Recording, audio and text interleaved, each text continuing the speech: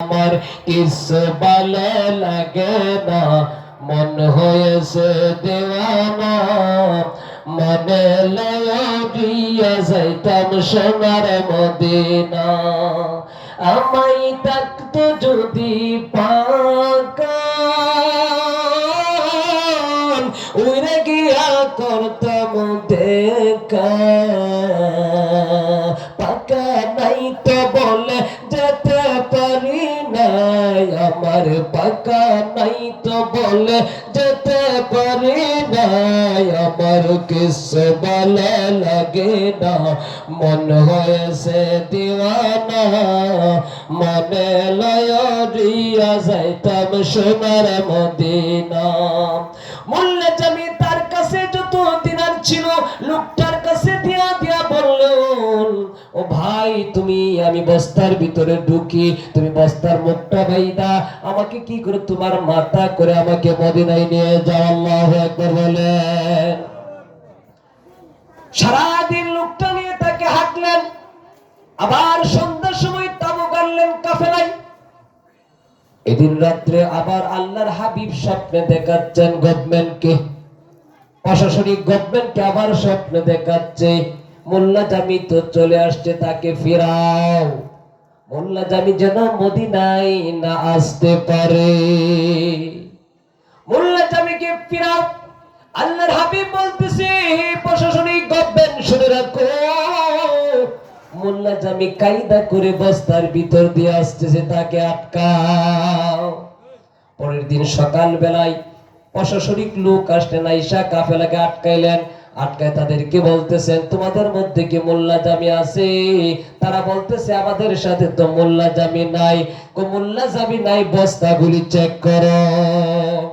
বস্তাগুলি check করে বস্তার ভিতর থেকে মোল্লা জামিকে বের করে কি প্রশাসনিক কি করলেন, তাকে জেলখানায় নিয়ে বন্দী করে দিলেন। পরের দিন আবার আল্লাহর হাবিব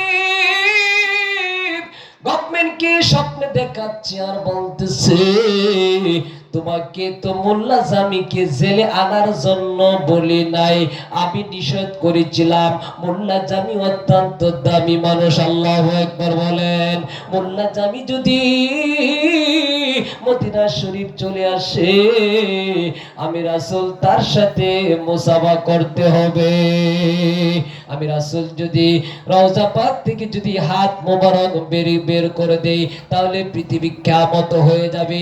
এই জন্য আমি মোল্লা জামিকে আসার জন্য না করেছি।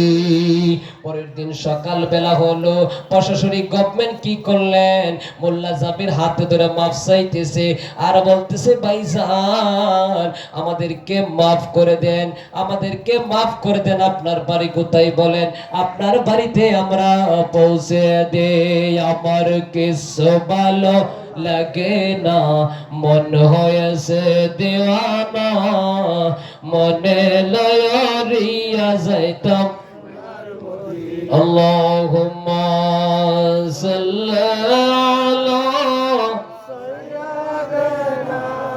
মাওলানা মুহাম্মদ ওয়া আলা আলি मौलाना।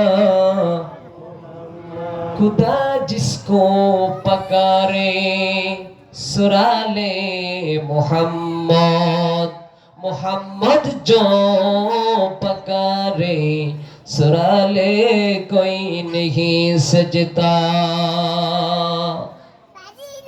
अपने যদি আল্লাহর হাবিবের কাছে, আল্লাহর কাছে যদি আপনি কাল হাসরে কঠিন মুসিবতের দিন যদি আপনি আটকে যান, আল্লাহর হাবিব আপনাকে সুপারিশ করে জান্নাতে নেবে।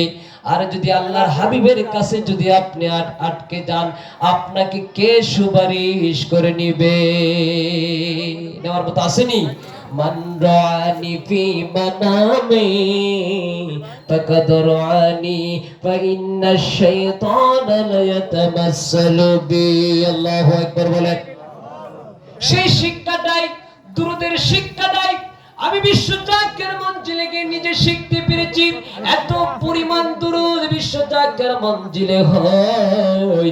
আমার পীর কেবলা জান হুজুর আমাদেরকে শিখিয়েছেন তিনবার দালালুল খাইরাতের 21 পৃষ্ঠার ভিতরে হাদিস কানা বর্ণনা হযরতে কাহিল রাদিয়াল্লাহু তাআলা আনহু তিনি রাবী, তিনি বর্ণনা করে তিনি বলতেছেন আল্লাহর হাবিব ইরশাদ করে বলেছেন ফজরের নামাজ পড়ার পরে তামাম পৃথিবীতে আমার যে কোনো উম্মত তিনবার দুরূদ পড়লে দিনে 12 ঘন্টা তার আমলনামায় কোনো সগীরা গুনাহ লেখা হয় না। আওয়াজ করে সুবহানাল্লাহ বলেন না। আল্লাহর হাবিব ডাক দিয়ে বলে কাহিল, ও কাহিল শুনে রাখো মাগরিবের নামাজ পড়ার পরে তামাম পৃথিবীতে আমার যে কোনো উম্মত তিনবার দুরূদ শরীফ পড়লে রাত্রে 12 ঘন্টা তার আমলনামায় কোনো সগীরা গুনাহ লেখা হয় না। 3-6 বার দুরূদ শরীফ পড়লে 24 ঘন্টা আপনার আমলনামায় কোনো গুনাহ লেখা হয় না। আমার পীর আল্লামা শাহ সুফি কাজা ফরিদপুরি আমাদেরকে বলেছেন প্রতিদিন 722 বার। এরপরে বলেছে বাবা তুমি যদি পারো রহমতের সময় আরো 300 বার দুরূদ পড়িও, তাহলে 1022 বার 6 বার দুরূদ শরীফ পড়লে যদি 24 ঘন্টা যদি আপনার আমলনামায় কোনো কবিরা কোনো সগীরা গুনাহ লেখা হয় না, 1022 বার পড়লে কি লেখা হবে নি? কখনো হবে না। হযরত আনাস বিন মালিক রাদিয়াল্লাহু তাআলা আনহু তিনি হাদিস বর্ণনাকারী, তিনি রাবী, তিনি বর্ণনা করতেছেন আল্লাহ রাসূল ইরশাদ করে বলেছেন প্রতিদিন আমার কোন উম্মত যদি 1000 বার দুরূদ পড়ে লাম ইয়ামুত আমার উম্মতটা মরবে না হাত্তা ইয়ারা মাকাদা ফিল জান্নাত। সুবহানাল্লাহ বলেন। আমার ওই উম্মতটাকে আমার আল্লাহ তাআলা দুনিয়ার থাকা অবস্থায় যতদিন পর্যন্ত জান্নাতের বাগানটা না দেখাবে ততদিন পর্যন্ত তার দেহ থেকে প্রাণটা বের করবেন না। আল্লাহু আকবার বলেন। আমার কেবলা জান হুজুর এই হাদিসটা জানতো বিদায় আমাদেরকে প্রতিদিন 722 বার। এরপরে বলেছেন বাবা যদি পারো রহমতের সময় আরো 300 বার। এই হাদিসটা যখন পাইলাম আমার কেবলা জান হুজুর বলেছে 1022 বার হাদিসে পেয়েছি 1000 বার দুরূদ পড়লে এই উম্মতটা মরবে না হাত্তা ইয়ারা মাকাদা ফিল জান্নাত, যতদিন পর্যন্ত আল্লাহ তাআলাকে ওই উম্মতটাকে দুনিয়ার থাকা অবস্থায় জান্নাতের বাগানটা না দেখাবে ততদিন পর্যন্ত তার দেহ থেকে প্রাণটা বের করবেন। আল্লাহু আকবার বলেন। ওয়ান ইবনে মাসউদ রাদিয়াল্লাহু তাআলা আনহু قال قال رسول الله صلى الله عليه وسلم ইন্না লিল্লাহি মালাইকাতান সাইয়্যিহিনা ফিল আরদি ইউবাল্লিগুনি মিন উম্মাতিস সালাম। আল্লাহু আকবার বলেন। ওয়ান ইবনে মাসউদ রাদিয়াল্লাহু তাআলা আনহু তিনি হাদিস বর্ণনা করেন